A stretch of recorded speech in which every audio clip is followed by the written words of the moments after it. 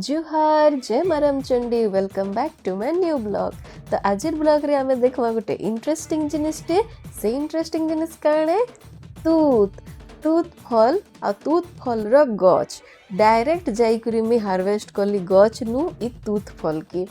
तो मते किते खुश लागुथबो भाबुन तो जेन तूत फल की आमे इंडिया रे खाइसु आउ एंता गछ तुली करी हेटा मुई अमेरिका रे भी हेन्ता ही करि पारुछे। आउ हेई गछटा हमर घर पाखे अछि मुई तो जानि नि थाई न बहुत लेट रे जानली और जेते बेले जानली मुई डायरेक्ट जाई करी सेनु तूत फल तुली करी हानु डायरेक्ट खाई पकेइथिली।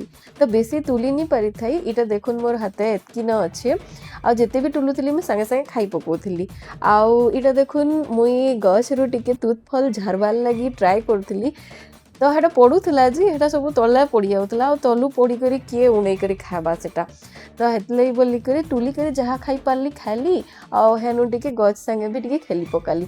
जे इने मैं गुटे कथा कहमी कि ई जेन मुई तूत फलटा खाऊछे जेनटा तुली छे इटा हे तूत फल है जेनटा कि आमर आड़े आमे गछ तुली करी खाइसु सेही सेमटा कि अलगाटा जे आपण मैंने टिके देखी करी कहबे तो वीडियो देखी करी टिके कमेंट करबे सेम है कि टिके डिफरेंट अच्छे बोली करी। जेते सुंदर से तूत फल थिला सेतकी सुंदर से दिनर मौसम भी थिला और मते देखी करी बहुत खुश लागला से ब्लू स्काई और तार संगे ग्रीनरी रा कॉम्बिनेशन कितने सुंदर लागुथला तो मैं हेतिर लगी तार गोटे वीडियोटे भी बनै पकाली।